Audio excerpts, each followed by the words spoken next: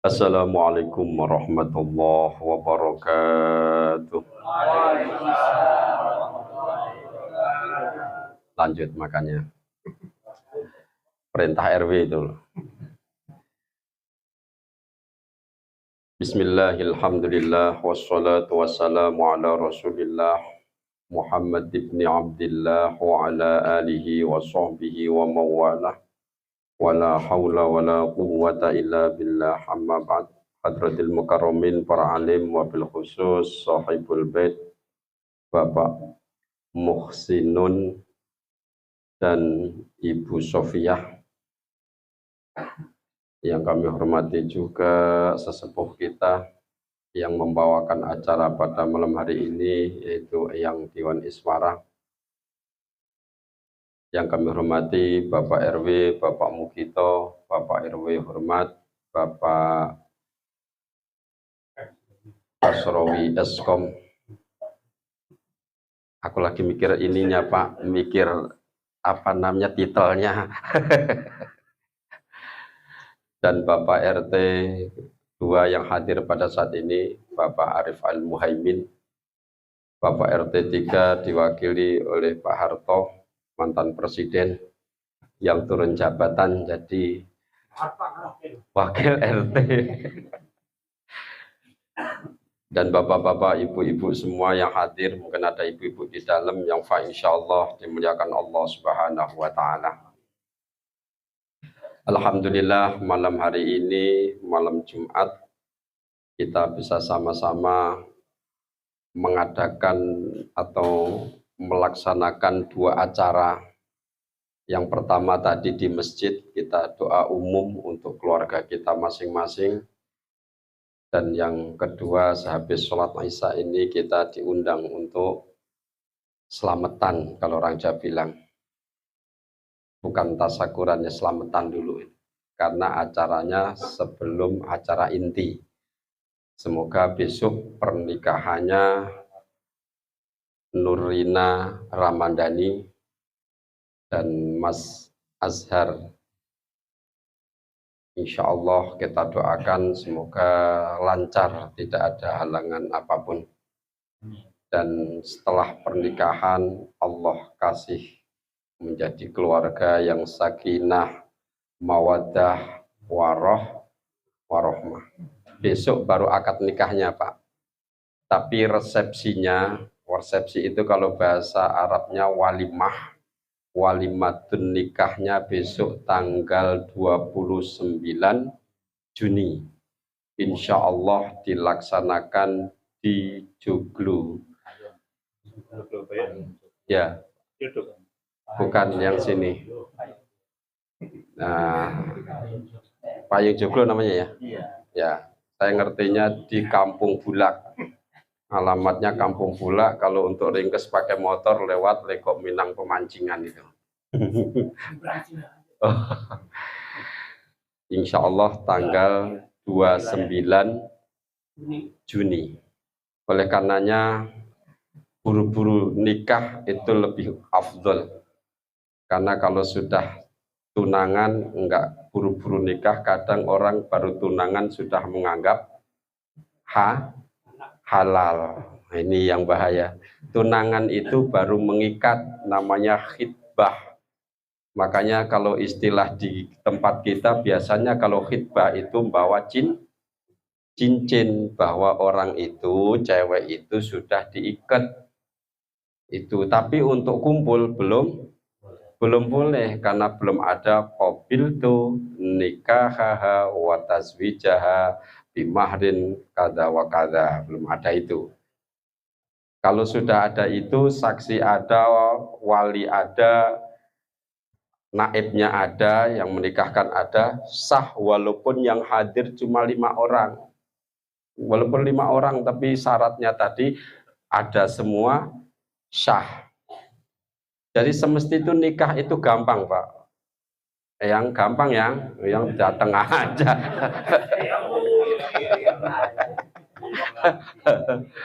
Enggak mahal lagi, serius. Yang mahal itu pernak-perniknya tadi. Ngadain di gedung, nyewa gedungnya, ya kan? Dekornya. marketing, cateringnya itu yang jadi mahal. Seperti kalau cuma nikah doang murah. Kok bisa jadi mahal? Ya kita sendiri yang bikin mahal. Kalau asal sah mah udah di rumah ngundang kanan kiri sedikit aja untuk nyaksiin selesai. Itu nikah. Yang kita mau bahas di sini bagaimana langkah supaya hidup kita tuh bahagia setelah nikah.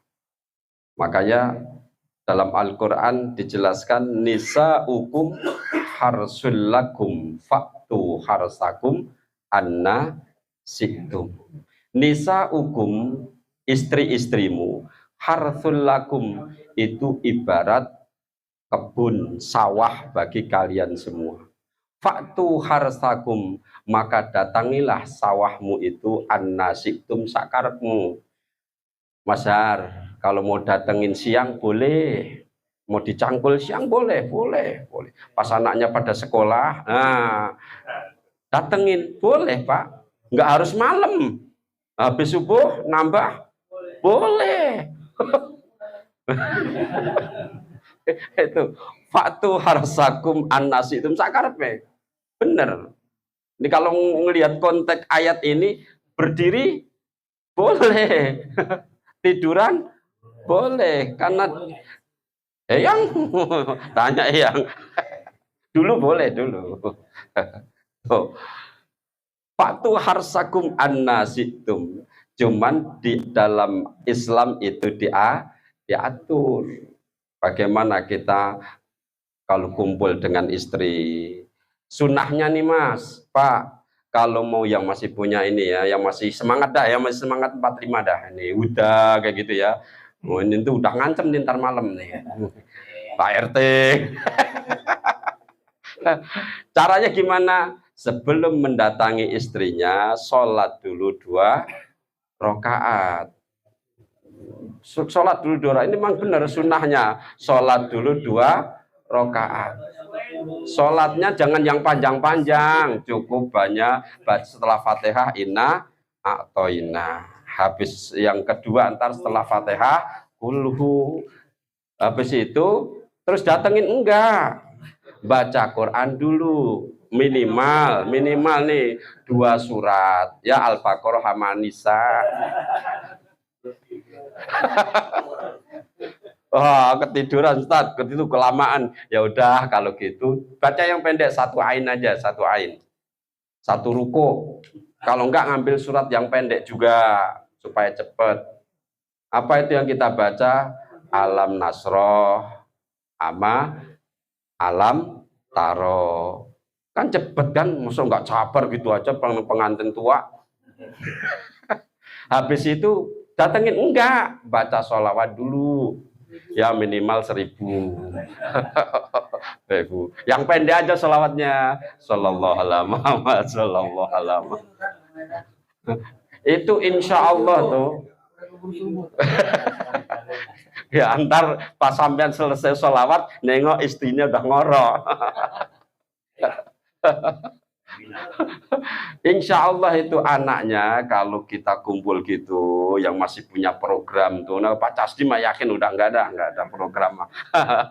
Udah Irwan gitu ya, yang di luar tuh mungkin ada yang muda Pak Kaban gitu. Kalau masih punya program, insya Allah anaknya akan menjadi anak yang soleh soleha. Lah kita kan enggak kedabrukan. Kalau udah kepengen sama boro-boro baca doanya.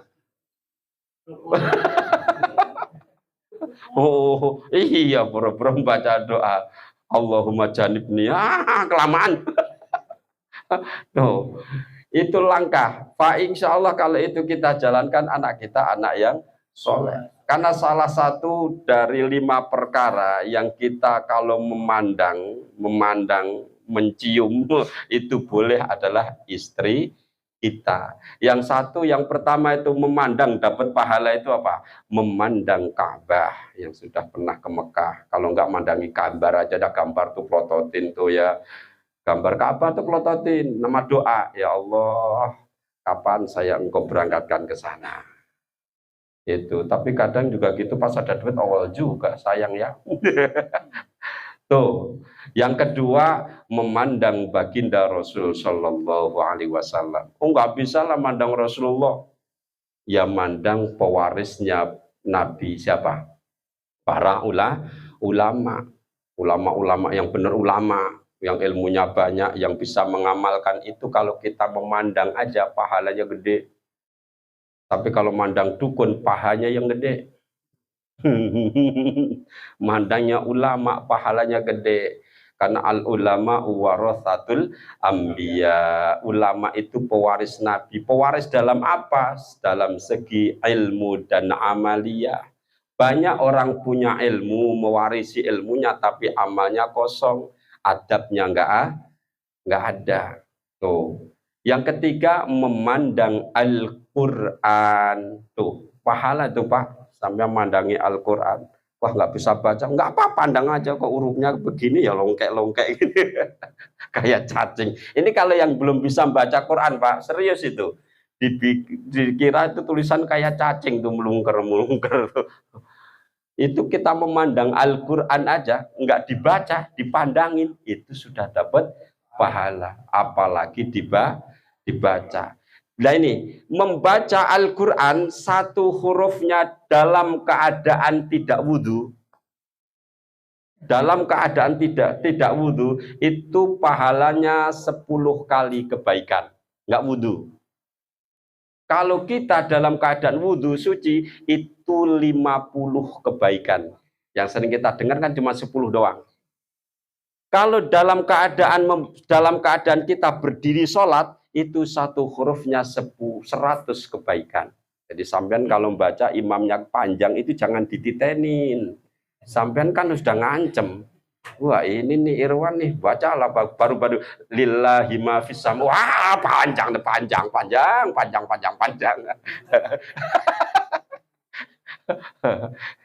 Tapi jadi imam juga yang adil. Makanya Wan, kalau kamu lillahi ma fis sama, potong jadi 2. Jangan satu dihabisin ditelen. Kasihan makmumnya.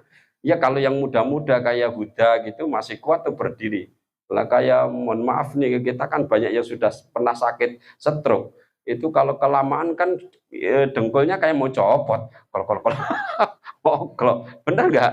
Nah itu dibagi 2. Itu pahalanya berapa? 100 kali kebaikan dibandingkan kita baca Al-Quran tanpa wudhu. Itu berapa kali lipat itu? 10 kali lipat. Makanya kalau sholat sendiri praktekin tuh baca surat yang panjang. Kalau sholat sendiri, kalau berjamaah lihat sikon, jangan maksain. Kalau kita cuma pegang satu dalil ini, kasihan makmumnya. Ada yang punya anak kecil, kadang di masjid itu Pak ada yang sholat sambil gendong bocah. Tapi sekarang udah gak gede bocahnya kali. Ya itu kan sambil gendong bocah, saya nggak ngerti itu hukum fikihnya gimana, kan jadi rukuknya nggak sempurna. Ya kan, rukuknya kan kagok. Ntar mau ini ditaruh dulu, gendong lagi. Ya udah biarin aja. Muka-muka baik. Tuh. Yang ke berapa? 4. Memandang kedua orang tua kita atau mertua kita. Memandang orang tua itu bin nadri rahmah, dengan memandang kasih sayang, itu pahalanya gede Pak. Yang masih punya orang tua sering datengin, silaturahim, ciumin tuh orang tua, sayangin mereka Pak, insya Allah hidup kita barokah. Bikinin orang tua istana, jangan kita rumahnya bagus, kamarnya kayak kamar presiden, orang tuanya taruh di belakang, di gudang. Mohon maaf, nggak sopan tuh, nggak bagus. Ada yang model gitu nggak? Itu nggak boleh tuh Pak, serius, itu nggak boleh. Orang tua itu yang nyusuin kita, bapaknya yang nyariin nafkah kita. Maksud setelah kita sukses orang tua disepelein, itu namanya su'ul adab. Bener, ada orang tua kamarnya kecil, nyempil, anaknya kamarnya bagus, kasurnya bagus. Orang tua tuh muliakan. Kapan kita akan menjadikan orang tua raja? Orang tua kan sudah menjadikan kita pangeran dari kecil. Kapan kita mengangkat orang tua jadi raja? Tuh. Yang terakhir, memandang yang dapat pahala, memandang istri kita. Kalau istri memandang suami kita. Mandang pas tidur senterin tuh. Kalau pas gelap, oh ini yang telah menciptakan anak-anakku ini. Jangan dibalik. Ya bosan lihat lo. Justru kita waktu sudah tua, Masya Allah, dulu kamu cantik, mama cantik banget, kulitnya kenceng, sekarang udah kendor, ya maklum aja mah, anaknya udah 5. Kamu memperjuangkan menjadikan anak-anak kita sekarang udah gede, kamu yang nyusuin, lagi tidur melungker kayak ular, biarin aja, jangan diejek. Kita mandang dengan pandangan rahmat, dosa kita berguguran, pahala kita numpuk. Cuman kan kita jarang kayak gitu. Istri kita ngorok, kita mah marah-marah ya. Belum apa-apa ngorok aja sih. Tuh. Oleh karenanya, ini untuk kita pengantin-pengantin yang kadaluarsa ini, yang mungkin belum bisa jalanin, yuk kita masih ada kesempatan. Ada kesempatan kita untuk membenahi. Ya, karena istri kita itu hunna libasul lakum wa antum libasul lahun. Mereka itu istri kita, itu ibarat pakaian bagi kita, kita pun pakaian bagi istri. Artinya apa? Kalau ada cacat di antara kita berdua, saling menutupi. Gunanya pakaian apa sih? Menutup aurat. Aurat itu apa sih? Perkara yang dilihat orang akan menjadikan kita malu. Jangan diumbar kesalahan istri. Mohon maaf, punya istri tukang ngiler, cerita sama temennya. Wah, gede banget sama istriku, kenapa? Kalau tidur tuh mesti ngiler. Nggak usah diceritain. Itu kalau kita nyeritain istri kita, sama juga kita membuka pakaian diri kita. Istri juga sama, suaminya tukang ngorok, nggak usah diceritain ke orang. Oh, itu kadang mohon maaf, lagi main gitu ada ceritain ke orang. Oh, suamiku maunya di bawah mulu, ada. Itu nggak boleh, Pak. Serius nggak boleh. Ya udah, itu rahasia kita berdua aja, jangan dicerita-ceritain ke orang. Karena itu, kalau kita mulai membuka aib dari diri kita, apalagi aib orang lain, pasti kita akan gampang membukanya. Oleh karenanya, mari sama-sama, kita sudah malang melintang berapa tahun berkeluarga, kalau masih ada kejelekan, yuk kita sama-sama benahi. Yang belum, Rina, ya itu, ya Rin, ntar kalau nikah, suamimu adalah raja bagimu. Makanya kamu kalau di rumah, kalau di luar, jadikan pakaianmu itu ke Arab-Araban. Tapi kalau di rumah sama suami, jadikan fashion kamu ke barat-baratan. Gitu, jangan dibalik. Ya, kalau di rumah ke Arab-Araban, kalau keluar ke barat-baratan. Nah ini yang salah nih. Ke barat-baratan gimana? Tahu sendiri orang barat. Busek wilda, buka sekitar wilayah dada. Ya, kamu kita naik motor aja bisa, nyasar. Pas lihat cewek, kelihatan. Nyampe belok. Udah busek wilda, bawahnya bupati, buka paha tinggi. Udah bahaya itu. Yang bagus itu kalau di depan suaminya, istri depan suami harus gitu, pakaiannya yang bagus, suaminya datang cium tangan, gitu. Kita kan jarang ini ya, Pak. Ada yang meraktekin gitu nggak? Pulang kita kerja diciumin nama istrinya gitu, ada nggak?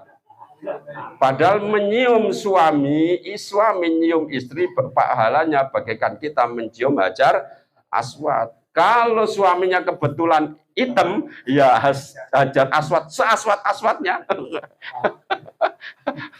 Itu pahalanya. Tapi kan itu jarang kita praktekin. Padahal kita mau, istri kita mau berangkat ngaji aja sambil ngomong, "Woi Pak, awas itu ya, pakaian tolong angkatin." Jangan takut hujan. Aku ngaji dulu ya. Udah gitu doang kan. Sambil bentak-bentak lagi.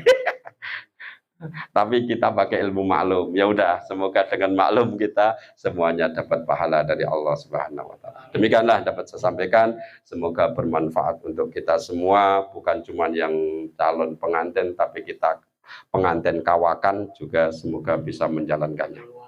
Kadaluarsa.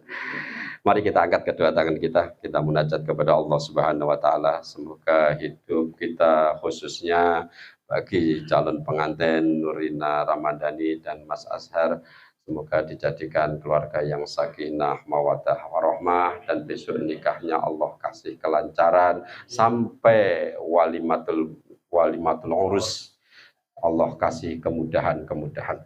أعوذ بالله من الشيطان الرجيم بسم الله الرحمن الرحيم الحمد لله رب العالمين حمدا شاكرين حمدا نائما حمدا يوافي نعمه ويكافئ مزيده يا ربنا لك الحمد وإلهنا ولك الشكر كما ينبغي لجلال وجهك وعظيم سلطانك اللهم صل على سيدنا محمد صلاة تنجينا بها من جميع الأهوال والآفات وتقضي لنا بها جميع الحاجات وتطهرنا بها من جميع السيئات وترفعنا بها عندك على الدرجات وتبلغنا بها أقصى الغايات من جميع الخيرات في الحياة وبعد الممات إنك على كل شيء قدير اللهم اغفر لنا ذنوبنا ولوالدينا وارحمهم كما ربونا صغارا ولجميع المؤمنين والمؤمنات والمسلمين والمسلمات الأحياء منهم والأموات إنك سميع قريب مجيب الدعوات ويا قاضي الحاجات ويا قاضي الحاجات ويا قاضي الحاجات اقضي حاجاتنا يا الله خصوصا حاجات أهل بيت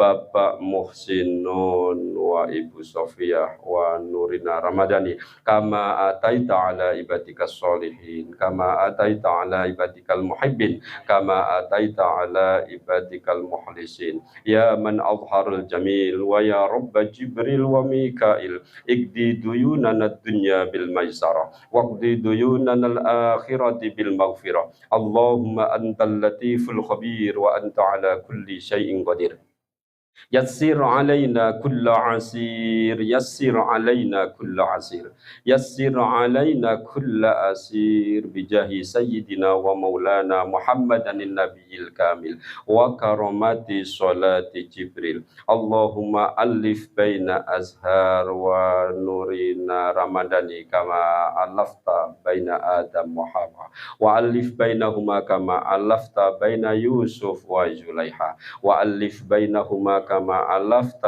بين نبينا محمد صلى الله عليه وسلم وخديجة الكبرى وعائشة الرضا وألف بينهما كما ألفت سيدنا علي كرم وجهه وفاطمة الزهراء ربنا هب لنا من أزواجنا وذرياتنا قرة أعين واجعلنا للمتقين إماما رب اجعلنا مقيم الصلاة ومن ذرياتنا ربنا وتقبل دعاء ربنا آتنا في الدنيا حسنة وفي الآخرة حسنة وقنا عذاب النار وأدخلنا الجنة مع الأبرار يا عزيز يا غفار يا رب العالمين وصلى الله على سيدنا محمد وعلى آله وصحبه وبارك wasallam walhamdulillahi rabbil alamin. Lebih kurangnya kami mohon maaf yang sebesar-besarnya. Wabillahi taufik wal hidayah wal minkum. Assalamualaikum warahmatullahi wabarakatuh.